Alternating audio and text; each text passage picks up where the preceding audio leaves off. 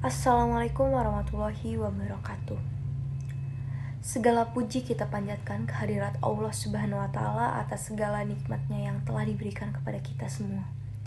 Nikmat sehat, nikmat taufik hidayah, inayah, dan nikmat yang paling besar adalah nikmat iman dan Islam. Salawat serta salam tak lupa kita sanjungkan kepada Nabi besar Muhammad SAW. Teman-teman sekalian, sekarang ini kita berada di zaman kebebasan, yaitu zaman di mana nilai-nilai keagamaan yang kita anut sudah tidak lagi menjadi bingkai kita dalam berperilaku. Pergaulan bebas merupakan sesuatu yang marak terjadi saat ini. Pergaulan bebas dapat menjangkiti siapapun. Ini merupakan penyakit yang menyerang pribadi labil seperti remaja seperti kita. Mereka mencoba apapun tanpa mempedulikan batasan yang sudah ditetapkan oleh agama, lingkungan, sosial, dan hukum. Pergaulan bebas sendiri diartikan sebagai suatu pergaulan yang tidak memiliki batasan, mengabaikan norma-norma agama maupun masyarakat. Karena itu, pergaulan bebas cenderung mengarah pada hal-hal negatif, seperti seks bebas, pemakaian narkoba, dan lain-lain. Remaja-remaja kita yang merupakan generasi penerus bangsa telah dibutakan dengan budaya-budaya barat yang bebas. Mereka bergaul tanpa adanya batasan, tidak lagi mengenal mana yang benar dan mana yang salah. Oleh karena itu, banyak sekali remaja-remaja bersegami sudah kehilangan kehormatannya. Hal ini dikarenakan kurangnya ilmu agama yang diajarkan di lingkungan masyarakat, keluarga, sekolah. Lemahnya iman dan kurangnya pemahaman agama yang kuat bagi remaja juga dapat menjadi salah satu penyebab terjadinya pergaulan bebas. Sesungguhnya Islam telah mengatur etika pergaulan bagi remaja. Perilaku tersebut merupakan batasan-batasan yang dilandasi nilai-nilai agama.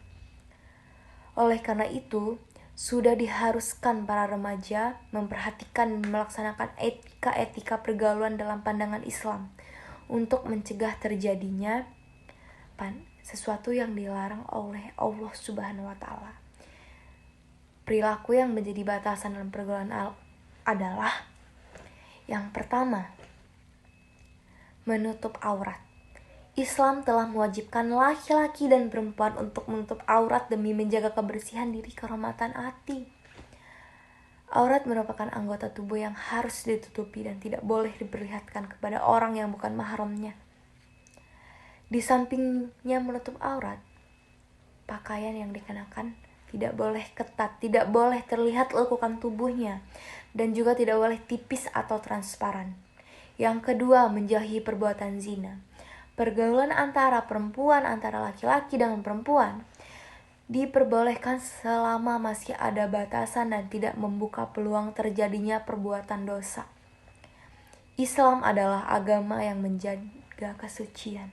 Pergaulan di dalam Islam adalah pergaulan yang dilandaskan oleh nilai-nilai kesucian. Dalam pergaulan dengan lawan jenis harus dijaga jarak sehingga tidak ada kesempatan terjadinya kejahatan seksual yang dapat merugikan diri pelaku, keluarga, dan masyarakat sekitarnya.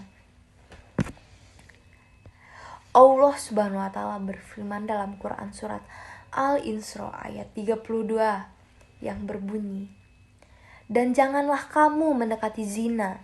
Sesungguhnya zina itu adalah suatu perbuatan yang keji dan suatu jalan yang buruk."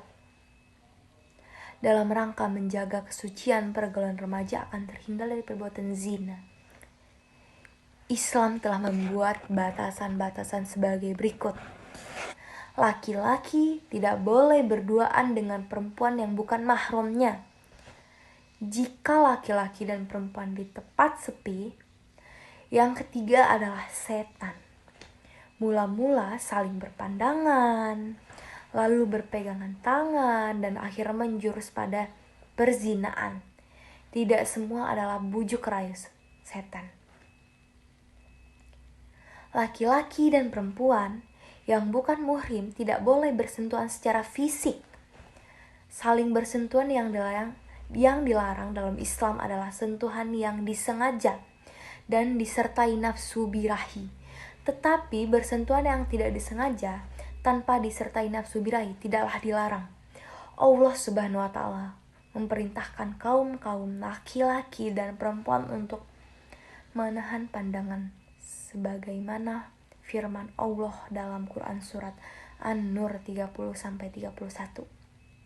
Katakanlah kepada orang-orang yang beriman, hendaklah mereka menahan pandangannya dan memelihara kemaluannya. Yang demikian itu adalah lebih suci bagi mereka. Sesungguhnya Allah Maha mengetahui apa yang mereka perbuat. Katakanlah kepada perempuan yang beriman, hendaklah mereka menahan pandangannya daripada memandang haram. Ayat yang di atas mengisyaratkan bahwa Allah memerintahkan agar laki-laki dan perempuan menjaga pandangannya. Hakikat perintah ini mengandung hukum wajib. Lalu Allah menjelaskan bahwa yang demikian itu lebih suci dan lebih bersih bagi kehidupan mereka. Allah memerintahkan untuk menahan pandangan karena memandang kepada orang yang diharamkan termasuk bagian dari zina, sebagaimana sabda Nabi SAW. Setiap anak Adam pasti mendapat bagian dari zina yang tidak terelakkan. Kedua mata berzina dan zina adalah memandang. Kedua telinga berzina dan zina adalah mendengar. Lisan berzina dan zina adalah berbicara. Dan berzina dan zinanya.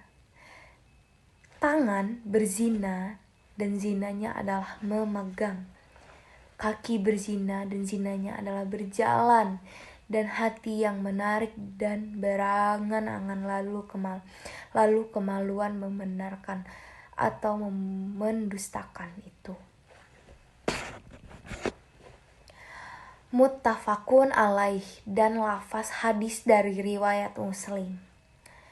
Disebut zina karena laki-laki merasakan nikmatnya memandang keindahan tubuh wanita. Pandangan itu masuk ke dalam hati orang yang memandang sehingga hati seorang laki-laki terpikat dan membayangkannya. Maka timbullah keinginan dan berusaha untuk melampiaskan keinginan syahwat kepadanya. Oleh karena itu Allah melarang seorang laki-laki memandang wanita karena hal-hal tersebut menimbulkan bahaya dan kerusakan sebagai dampak pergaulan bebas, dan pergaulan bebas dilarang karena menyebabkan terjadinya perbuatan yang tidak terpuji, bahkan akan berakhir dengan suatu yang lebih buruk. Oleh karena itu, sebagai orang yang beragama, kita harus menjauhi perbuatan zina dan membatasi pergaulan terhadap orang yang bukan mahramnya. Demikian saya akhiri, kurang lebihnya mohon maaf. Wabillahi taufiq wal hidayah. Wassalamualaikum warahmatullahi wabarakatuh.